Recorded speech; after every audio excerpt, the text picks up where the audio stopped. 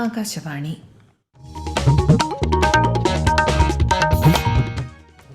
നമസ്കാരം. പ്രത്യേക വാർത്താ ബുള്ളറ്റിൻ വായിക്കുന്നത് ലക്ഷ്മി ശ്രീ വിജയ.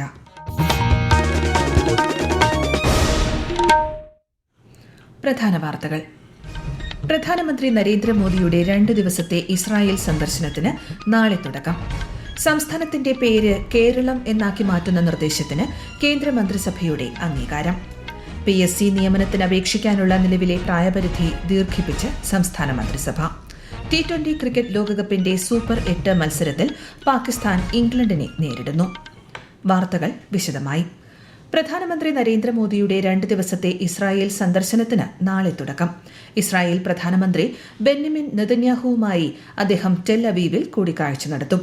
ഇരു രാജ്യങ്ങൾക്കുമിടയിലെ നിരവധി കരാറുകൾക്ക് കൂടിക്കാഴ്ചയിൽ അന്തിമരൂപമാകും. സന്ദർശനത്തിന്റെ ആദ്യ ദിനത്തിൽ ഇസ്രായേൽ പാർലമെന്റ് നെസറ്റിനെ പ്രധാനമന്ത്രി അഭിസംബോധന ചെയ്യും. സംസ്ഥാനത്തിന്റെ പേര് കേരളം എന്നാക്കി മാറ്റുന്ന നിർദ്ദേശത്തിന് കേന്ദ്രമന്ത്രിസഭയുടെ അംഗീകാരം. കേരള എന്നത് മാറ്റി കേരളം ആക്കിക്കൊണ്ടുള്ള പേരുമാറ്റ ബില്ലിൽ രാഷ്ട്രപതി സംസ്ഥാന നിയമസഭയുടെ അഭിപ്രായം തേടും. ഇതിനുശേഷം കേന്ദ്ര സർക്കാർ ഇക്കാര്യത്തിൽ തുടർ നടപടികൾ സ്വീകരിക്കുമെന്ന് മന്ത്രിസഭാ തീരുമാനങ്ങൾ വിശദീകരിച്ചുകൊണ്ട് കേന്ദ്രമന്ത്രി അശ്വിനി വൈഷ്ണവ് പറഞ്ഞു. സംസ്ഥാനത്തിന്റെ പേര് കേരളം എന്നാക്കി മാറ്റണമെന്ന് കേന്ദ്രത്തോട് ആവശ്യപ്പെടുന്ന പ്രമേയത്തിന് 2024 സംസ്ഥാന നിയമസഭ അംഗീകാരം നൽകിയിരുന്നു. പ്രധാനമന്ത്രിയുടെ പുതിയ ഓഫീസായ സേവാതീർത്ഥിൽ ചേർന്ന ആദ്യ മന്ത്രിസഭാ യോഗമാണ് ഇന്ന് നടന്നത്. സേവാതീർത്ഥിനെ ജനകേന്ദ്രീകൃത ഭരണത്തിന്റെ ആഗോള മാതൃകയാക്കി മാറ്റുമെന്ന സേവാ സങ്കല്പ പ്രമേയത്തിനും മന്ത്രിസഭ അംഗീകാരം നൽകി.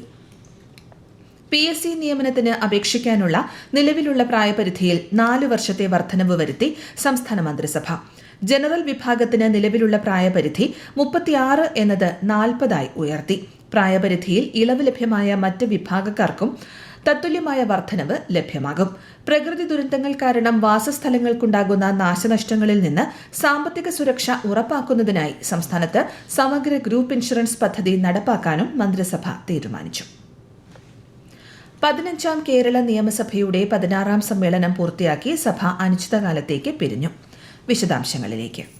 ശബരിമല വിഷയത്തിലെ പ്രതിപക്ഷ പ്രതിഷേധത്താൽ സഭ ഇന്നും പ്രക്ഷുബ്ധമായിരുന്നു. ചോദ്യോത്തരവേള ആരംഭിച്ചപ്പോൾ പ്രതിപക്ഷം നിസ്സഹകരണം അറിയിച്ചു. ബജറ്റ് സമ്മേളനത്തിൽ 12 ദിവസമാണ് സഭ ചേർന്നത്. കേരള നേറ്റിവിറ്റി കാർഡ് ബിൽ ഉൾപ്പെടെ 9 ബില്ലുകൾ സഭ പാസാക്കി. 15ാം കേരള നിയമസഭയുടെ 1 മുതൽ 16 വരെയുള്ള സമ്മേളനങ്ങളിൽ 204 ദിവസങ്ങളിലായി 1192 മണിക്കൂർ 23 മിനിറ്റാണ് സഭ ആകെ സമ്മേളിച്ചത്. 2024 ജനുവരി 25-ന് ഗവർണർ ആരിഫ് മുഹമ്മദ് ഖാൻ ആദ്യത്തെയും അവസാനത്തെയും ഖണ്ഡിക മാത്രം വായിച്ച് നയപ്രഖ്യാപന പ്രസംഗം 1.5 മിനിറ്റ് കൊണ്ട് അവസാനിപ്പിച്ചതോടെ നിയമസഭാ ചരിത്രത്തിലെ ഏറ്റവും ദൈർഘ്യം കുറഞ്ഞ നയപ്രഖ്യാപന പ്രസംഗമായി അത് മാറി. 2023, 2025, 2026 എന്നീ വർഷങ്ങളിലായി 3 തവണ സമ്പൂർണ്ണ ബജറ്റ് പാസാക്കി. News desk, Akashvani.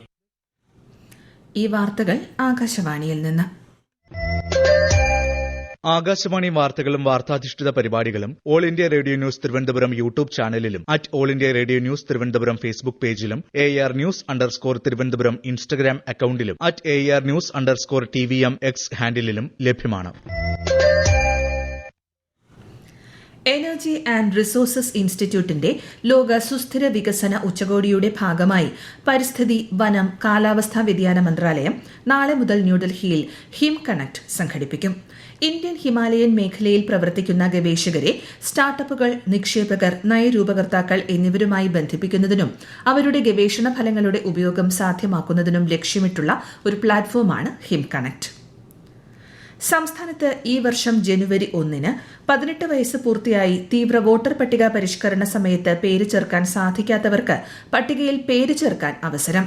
voters.eci.gov.in എന്ന വെബ്സൈറ്റിലൂടെയോ ECI നെറ്റ് മൊബൈൽ ആപ്പ് വഴിയോ ബന്ധപ്പെട്ട ബൂത്ത് ലെവൽ ഓഫീസർ വഴിയോ അപേക്ഷിക്കാവുന്നതാണ്. തെരഞ്ഞെടുപ്പിനായി നാമനിർദ്ദേശ പത്രിക സമർപ്പിക്കാനുള്ള അവസാന തീയതി വരെയാണ് വോട്ടർ പട്ടികയിൽ പേര് ചേർക്കാൻ അവസരമുള്ളത്. സംസ്ഥാനത്ത് ലൈഫ് മിഷനിലൂടെ 5 ലക്ഷം വീടുകൾ പൂർത്തീകരിച്ചതിന്റെ ഔദ്യോഗിക പ്രഖ്യാപനം മുഖ്യമന്ത്രി പിണറായി വിജയൻ തിരുവനന്തപുരത്ത് നിർവഹിച്ചു. വീട് എന്ന ആവശ്യത്തിന്റെ പൊതുവായ സ്വഭാവം മനസ്സിലാക്കിയാണ് ലൈഫ് മിഷൻ എന്ന ആശയത്തിന് സർക്കാർ രൂപം നൽകിയതെന്ന് മുഖ്യമന്ത്രി ചടങ്ങിൽ പറഞ്ഞു. 2017 മെയ് 23-ന് പ്രഖ്യാപിച്ച ലൈഫ് പദ്ധതിയിലൂടെ ഇതുവരെ 6,04,000 വീടുകളാണ് അനുവദിച്ചത്. കണ്ണൂർ കല്യാട് പൂർത്തിയായ അന്താരാഷ്ട്ര ആയുർവേദ ഗവേഷണ കേന്ദ്രത്തിന്റെ 1ാം ഘട്ടം നാളെ രാവിലെ മുഖ്യമന്ത്രി പിണറായി വിജയൻ ഉദ്ഘാടനം ചെയ്യും. 200 കോടി രൂപ ചെലവഴിച്ചാണ് ആദ്യഘട്ടം പൂർത്തിയാക്കിയത്. കൂടുതൽ വിവരങ്ങളുമായി ആകാശവാണി കണ്ണൂർ ജില്ലാ പ്രതിനിധി കെ.ഒ. ശശിധരൻ. 300 ഏക്കർ സ്ഥലത്താണ് ഗവേഷണ കേന്ദ്രം ഒരുങ്ങുന്നത്. 100 കിടക്കകളുള്ള ഗവേഷണ ആശുപത്രിയും ഔഷധ സസ്യ ഗവേഷണ കേന്ദ്രവും നഴ്സറിയും താളിയോല പഠന കേന്ദ്രവുമാണ് ആദ്യഘട്ടത്തിൽ സജ്ജമാവുന്നത്. തുടക്കത്തിൽ ക്യാൻസർ, ഏജിംഗ് എന്നിവയിലെ ഗവേഷണത്തിനും അനുബന്ധ രോഗീ പരിചരണത്തിനുമാണ് മുൻഗണന നൽകുക. താളിയോലകൾ ഉൾപ്പെടെയുള്ള പരമ്പരാഗത അറിവുകൾ ഭാവി തലമുറയ്ക്ക് വേണ്ടി ഇവിടെ സംരക്ഷിക്കപ്പെടും. 40-ലധികം ദേശീയ, അന്തർദേശീയ, ഇന്റർ ഡിസിപ്ലിനറി ഗവേഷണ സ്ഥാപനങ്ങൾ ഇതിനകം തന്നെ അന്താരാഷ്ട്ര ആയുർവേദ ഗവേഷണ കേന്ദ്രവുമായി സഹകരിക്കുന്നതിന് താൽപ്പര്യം അറിയിച്ചിട്ടുണ്ട്. സ്ത്രീകൾക്ക് രാത്രികാല സുരക്ഷ ഉറപ്പുവരുത്തുന്ന കേരള പോലീസിന്റെ നിർഭയ നിശ പദ്ധതിക്ക് മുഖ്യമന്ത്രി പിണറായി വിജയൻ തിരുവനന്തപുരത്ത് തുടക്കം കുറിച്ചു. ഏതൊരു സ്ത്രീക്കും ഒട്ടും ഭയമോ ആശങ്കയോ ഇല്ലാതെ ഏതു ഭാഗത്തും സഞ്ചരിക്കാൻ കഴിയുക എന്നത് ഏറ്റവും പ്രധാനമാണെന്ന് മുഖ്യമന്ത്രി പറഞ്ഞു. നിർഭയ നിശ പദ്ധതിയുടെ ഭാഗമായി സ്ത്രീകൾ അധികമായി യാത്ര ചെയ്യുന്ന തിരക്കുള്ള നഗരപ്രദേശങ്ങളിൽ AI ക്യാമറകളും അപകടവേളകളിൽ പൊതുസമൂഹത്തിന്റെ ശ്രദ്ധ ആകർഷിക്കാനായി സേഫ്റ്റി പോളുകളും സ്ഥാപിക്കുന്നതിന് ലക്ഷ്യമിടുന്നു. 2030ഓടെ തിരുവനന്തപുരത്തെ രാജ്യത്തെ ഏറ്റവും മികച്ച നഗരമാക്കുമെന്ന് മേയർ വി രാജേഷ്.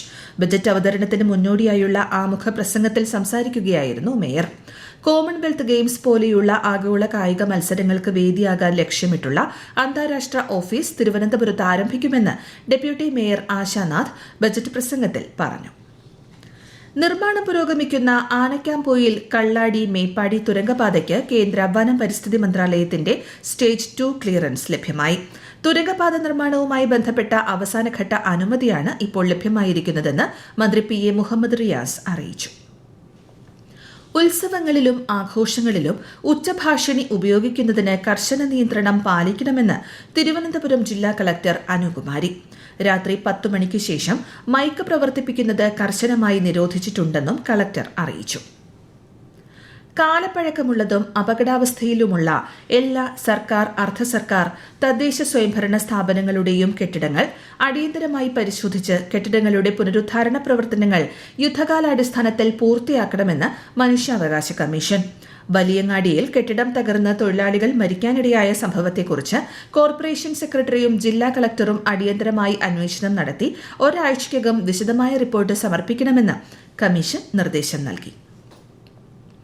ഏഷ്യയിലെ ഏറ്റവും നീളം കൂടിയ ഡ്രൈവ് ഇൻ ബീച്ചായ മുഴപ്പിലങ്ങാട് ആരംഭിക്കുന്ന KTDCയുടെ മലബാർ കോർട്ട്യാർഡ് റിസോർട്ട് നാളെ മുഖ്യമന്ത്രി പിണറായി വിജയൻ ഉദ്ഘാടനം ചെയ്യും.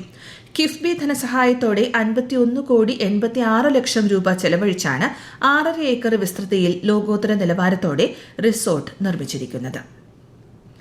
ബ്രിസ്ബേനിൽ നടന്ന ഏകദിന വനിതാ ക്രിക്കറ്റ് പരമ്പരയിലെ ആദ്യ മത്സരത്തിൽ ഇന്ത്യയെ 6 വിക്കറ്റിന് പരാജയപ്പെടുത്തി ഓസ്ട്രേലിയ. ഇന്ത്യ മുന്നോട്ടുവച്ച 215 റൺസ് വിജയലക്ഷ്യം 39ാം ഓവറിൽ ഓസീസ് മറികടന്നു. T20 ക്രിക്കറ്റ് ലോകകപ്പിൽ സൂപ്പർ 8 ഗ്രൂപ്പ് 2 മത്സരത്തിൽ പാകിസ്ഥാനെതിരെ ഇംഗ്ലണ്ടിന് 165 റൺ വിജയലക്ഷ്യം. ടോസ് നേടി ബാറ്റിംഗ് തെരഞ്ഞെടുത്ത പാകിസ്ഥാൻ 9 വിക്കറ്റ് നഷ്ടത്തിൽ 164 റൺ നേടി. ശ്രീലങ്കയിലാണ് മത്സരം. രഞ്ജി ട്രോഫി ക്രിക്കറ്റ് ഫൈനലിന്റെ 1ാം ദിനം കളി അവസാനിക്കുമ്പോൾ കർണാടകയ്ക്കെതിരെ ജമ്മു കാശ്മീർ 2 വിക്കറ്റിന് 284 റൺസ് എന്ന നിലയിൽ. കർണാടകയിലെ ഹുബ്ബള്ളിയിലാണ് മത്സരം നടക്കുന്നത്. തെലങ്കാനയിൽ ഇന്ന് 4 മുതിർന്ന മാവോയിസ്റ്റ് നേതാക്കൾ കീഴടങ്ങി. ഹൈദരാബാദിൽ സംസ്ഥാന പോലീസ് മേധാവി B. ശിവധർ റെഡ്ഡിക്ക് മുൻപാകെയാണ് ഇവർ കീഴടങ്ങിയത്. ഇതോടെ തെലങ്കാനയിലെ മാവോയിസ്റ്റ് സ്റ്റേറ്റ് കമ്മിറ്റി അപ്രസക്തമായതായി പോലീസ് അറിയിച്ചു. സംസ്ഥാനത്തെ ആകെയുള്ള 591 മാവോയിസ്റ്റ് കേഡറുകളിൽ 11 പേരൊഴികെ ബാക്കി എല്ലാവരും കീഴടങ്ങുകയോ പിടിക്കപ്പെടുകയോ ചെയ്തതായി DGP അറിയിച്ചു. പ്രധാന വാർത്തകൾ വീണ്ടും. പ്രധാനമന്ത്രി നരേന്ദ്രമോദിയുടെ 2 ദിവസത്തെ ഇസ്രായേൽ സന്ദർശനത്തിന് നാളെ തുടക്കം. സംസ്ഥാനത്തിന്റെ പേര് കേരളമെന്നാക്കി മാറ്റുന്ന നിർദ്ദേശത്തിന് കേന്ദ്ര മന്ത്രിസഭയുടെ അംഗീകാരം. PSC നിയമനത്തിന് അപേക്ഷിക്കാനുള്ള നിലവിലെ പ്രായപരിധി ദീർഘിപ്പിച്ച് സംസ്ഥാന മന്ത്രിസഭ.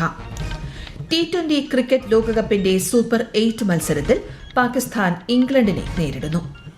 പ്രത്യേക വാർത്താ ബുള്ളറ്റിൻ കഴിഞ്ഞു. അടുത്ത വാർത്താ പ്രക്ഷേപണം നാളെ രാവിലെ 6:45.